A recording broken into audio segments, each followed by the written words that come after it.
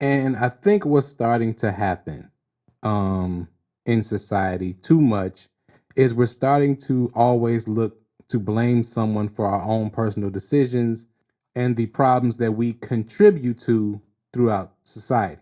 And there's this idea that there's this boogeyman that is making us do a lot of things when really it's just us not being wanting to be held accountable for our decisions. And I think the commentary around this song speaks to that, and the reaction to this song speaks to that in a very, very direct way.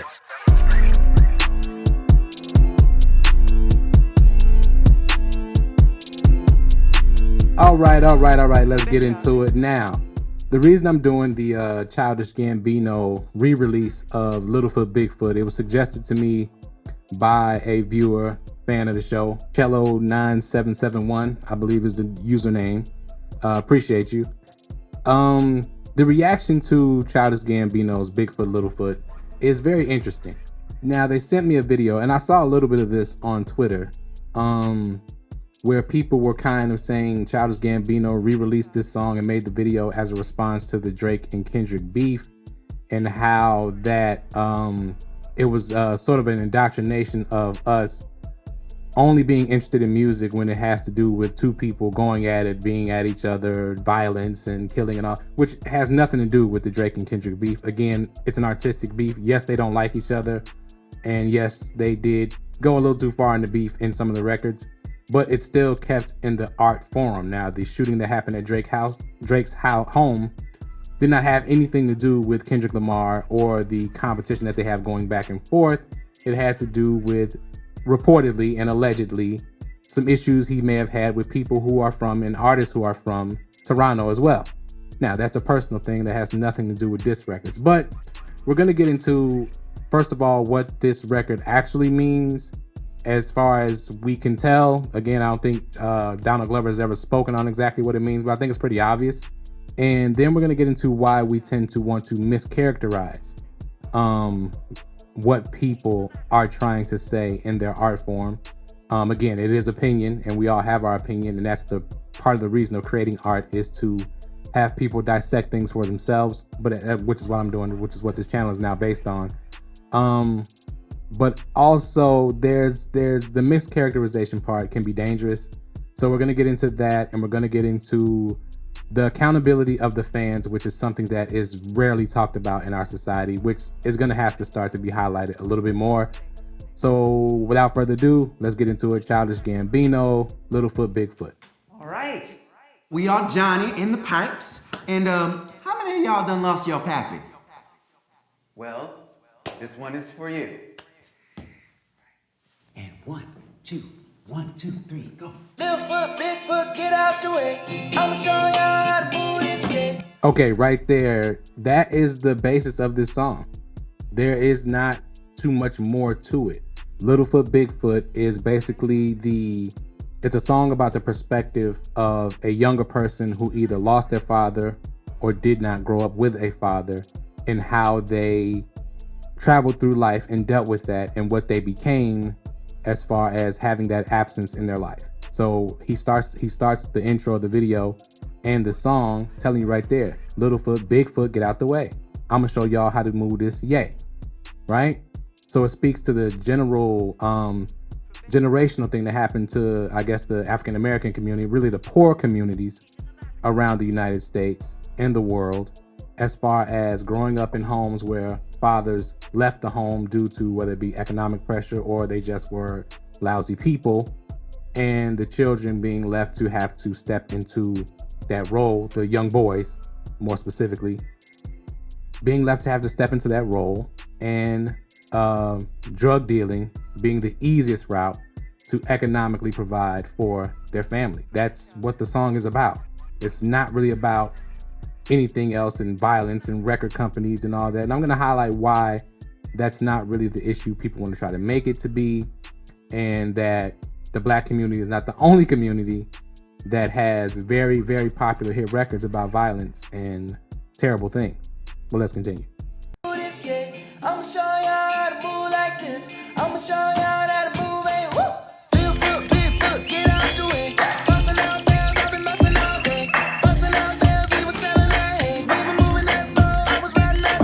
Okay, when he starts, Littlefoot, Bigfoot, get out the way. So this is from the perspective of Littlefoot. Busting out bales, I've been busting all day. Now, that, of course, that's a double if you're from the inner city. Busting out bales, busting out a person who's on bail, that could be a double.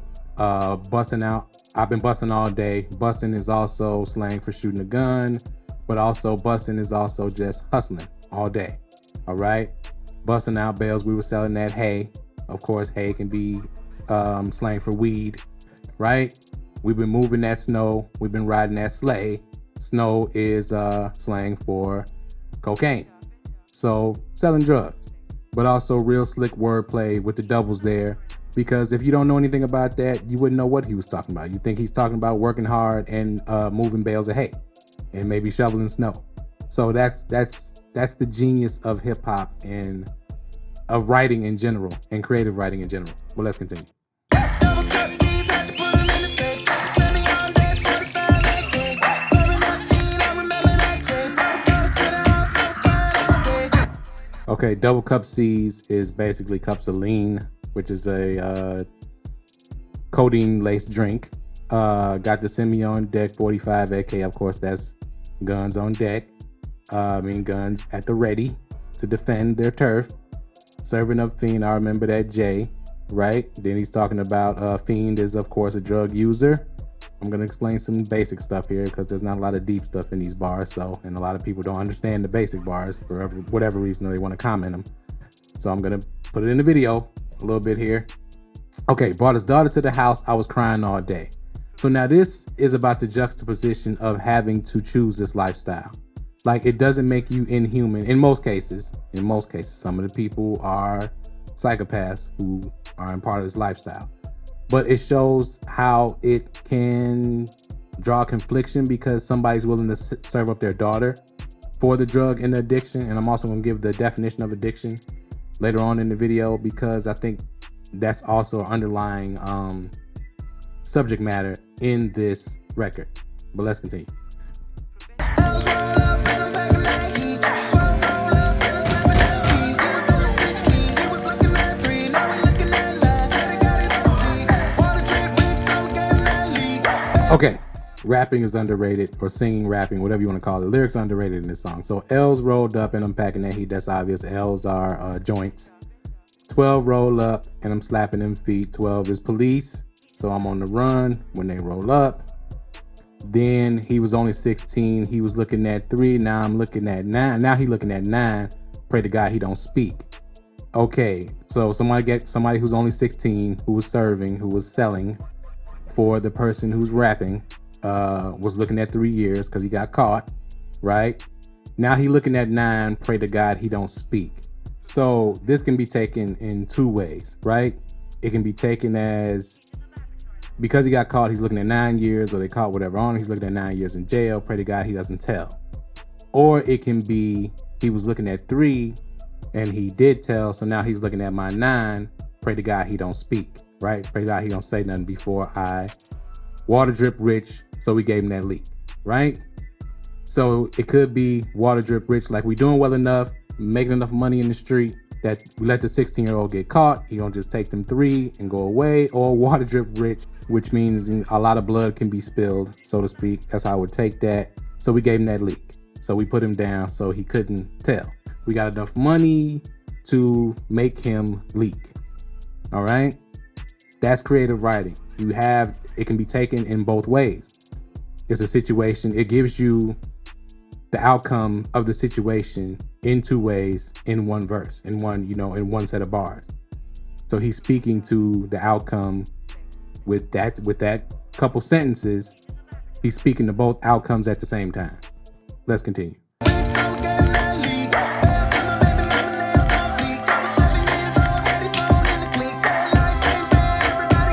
Okay, so in the last 4 bars there, last 3 bars, he gives you the explanation for everything, or the justification for everything he just rapped about, right? Including having to maybe make one of his compatriots leak there. So Bale's got my baby mama nails on fleek. I'm doing it for my female and my family.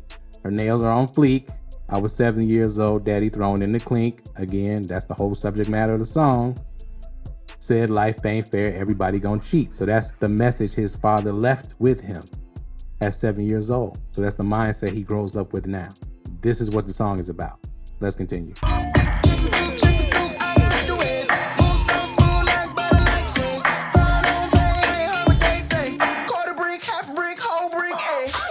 All right, so now he's explaining how Littlefoot is up in the game as far as he's doing very well in selling drugs on the street.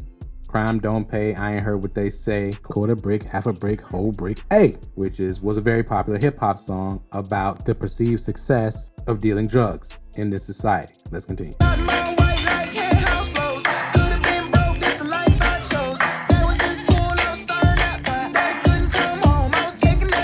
Okay, so cotton ball white like hen house floors. Could have been broke, this the life I chose. They was in school, I was stirring that pot. Daddy couldn't come home, I was taking that spot. Okay, now this again, it speaks to the same thing. How the kid found a way to survive and how this life of crime pays off and allows him to take the leadership role in the family. Economically, I'm gonna keep hitting on that. Economically, this is important. It speaks to how a criminal lifestyle can be glorified in so many different ways and avenues. But let's continue.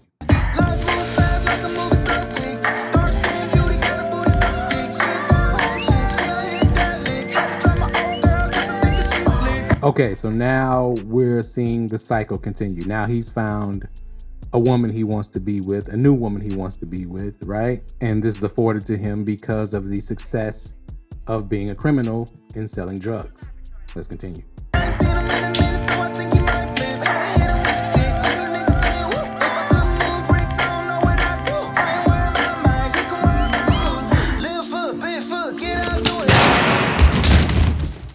All right, now that is very shocking. But what happened? Okay, he was worried about the person who got caught snitching, so had to hit him with the stick. Man, you Negroes ain't, woo, right? If I couldn't move bricks, I don't know what I'd do. I ain't worried about mine. You can worry about you. And then somebody gets shot, right? More than likely it was him. So the cycle continues, right? Because he just met the thick girl, probably had a baby, and here we go again, right? Littlefoot, Bigfoot, get out the way. That's why he stops it right there. He says that one more time. So now his kid is gonna do the same thing. So now we're talking about the cycle that we've seen play out in poor communities all over the world, but especially in the United States. Let's continue.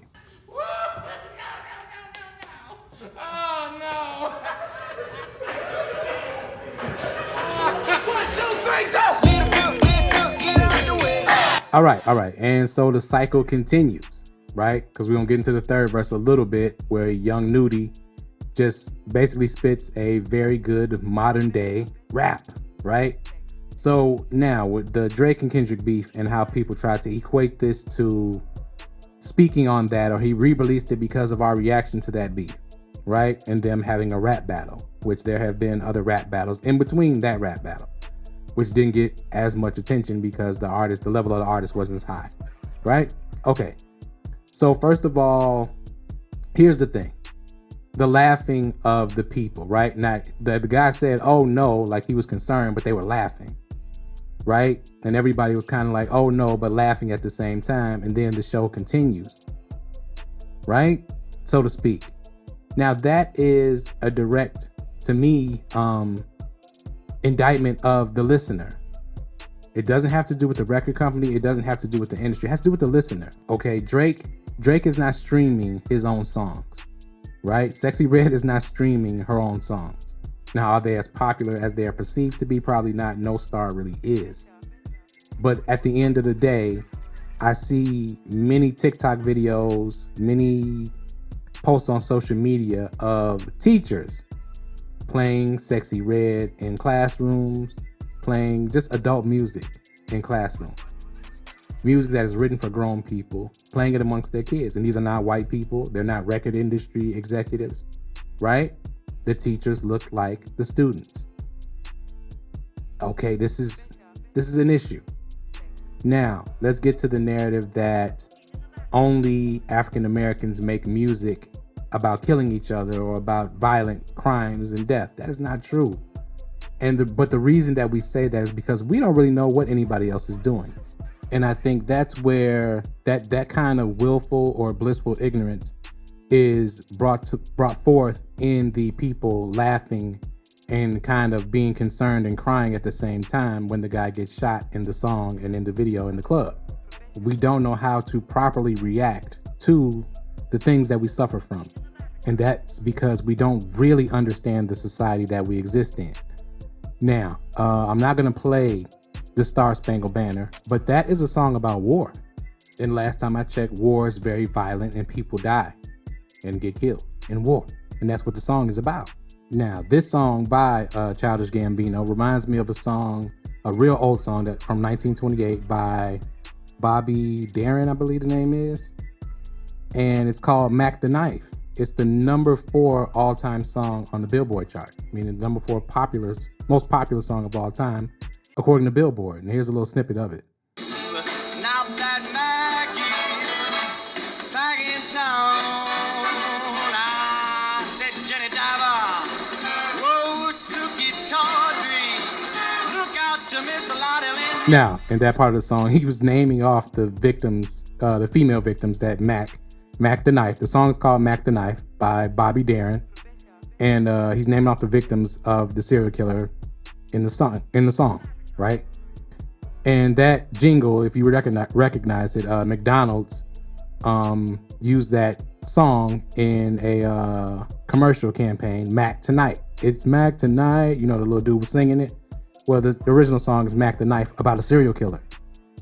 So again, when you don't know anything about other people's communities and cultures, you'll say something like, well, our community is the only one where songs about death and destruction and bad things are pushed. That's not the problem.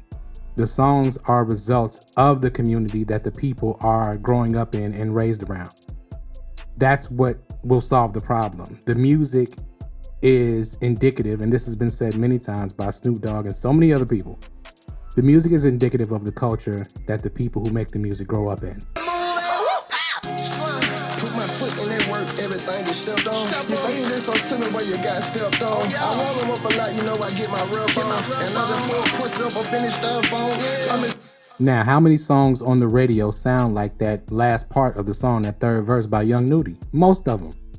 And most people are bopping their head to it on the radio, okay, on streaming. That whose fault is that really? If it doesn't sell, the business can't sell it. They won't continue to sell it because they will go out of business. Okay, so it's on the consumer. We can't keep trying to blame this boogeyman about what kind of music gets streamed. To me, it's more about people not just taking accountability for not only the music you listen to, but the movies you watch, right? I think that's why Childish Gambino used the visual that he used, because gratuitous violence and the wrong message can be wrapped in what seems to be a wholesome package. Same thing with the Mac the Knife song. Okay, that seems like a nice jazzy tune, and he's literally singing about multiple females being stabbed by a guy and him trying to get away. That's what the song is about. And it's one of the most popular songs ever. So that's an indictment on society and the consumer and the listener. So if you feel like you're being programmed, to me, it's like, what are you going to do about that? You know, are you going to pay attention to more than just the beat, as people say that they do, right? So many people in my comments, when I was going through, especially the early songs, Euphoria and Push-Ups and all that, when I would break down some of the lyrics, and yes, I'm going to reach on some of the stuff. I'm just analyzing. I don't know Kendrick, I don't know Drake, I don't know what they meant exactly. I know what it sounds like to me, and that's what everybody does when they listen to songs. But some people were very offended by it's not that complicated. It's not. So you don't want to think? Is that the problem? And if that's the problem, then you're in trouble and we're all in trouble if none of us want to think. Because the criminal nature of our society, think about it. We have two, and I'm sorry to say this, I'm going to say it though. We have two presidential candidates, both accused of economic crimes and other crimes. I'm not going to get into all that, but that's a problem. And there's people who are on both sides who support both candidates who are just hell-bent on ignoring that maybe we shouldn't have any presidential candidates who are accused of crime. That is definitely an option. So I think what we should take from this song is that messaging. If you want these certain cycles to end, the Littlefoot, Bigfoot cycle that he explains in this song, there's something that has to change about that actual experience, not song lyrics. The song lyrics come from the actual experience. That third verse by Young Nudie, he's explaining the experience of a lot of young people in the inner city that should not exist if we actually try to attack that. So you attack the messaging and you attack the lifestyle. How do you do that? Through knowledge of economy and the society around you. Okay, most crimes committed are economic crimes, and crimes due to a lack of exposure to opportunity. Crimes due to discrimination. Okay, if you want to holler, racism, classism, sexism, all the isms. Okay, culturalism. People just discriminating against people because they're ignorant. You have to not be ignorant as well if you want that to change. You cannot be complacent in that. We cannot be complacent in that. We have to take responsibility as grown-ups. We can't want to be young forever and want to bop to rap lyrics that you know are wrong. And you know what they represent, and you're not willing to do anything about what they represent. That is my soliloquy and my speech. I'm done. Thank you for watching Professor Lex Beats. As always, we will continue to cover and uncover lyrics, bar breakdowns, because there's a lot of messaging in hip hop that goes unnoticed, untalked about, and our art form is kind of disrespected. I don't like it. So that's why I started doing this, and I'm going to continue to do it. So if you want to learn about hip hop music, if you have any suggestions, again, if there's music I don't know about, I'm not mentioning, nobody knows about, artists that have a great message, that are very creative, please drop the suggestion in the comments below. Thank you for watching. Like, share, subscribe, share the videos. A lot of people are coming to the channel and comment, man, you should have more subscribers. Man, how do I not know about this? The algorithm is the algorithm. Nobody really knows exactly how it works. So just share the video to people that you think would be interested in the content. Thank y'all so much for everybody who supports. I can thank you more. I couldn't thank you enough. Thank you so much. Thank you for watching. And we out.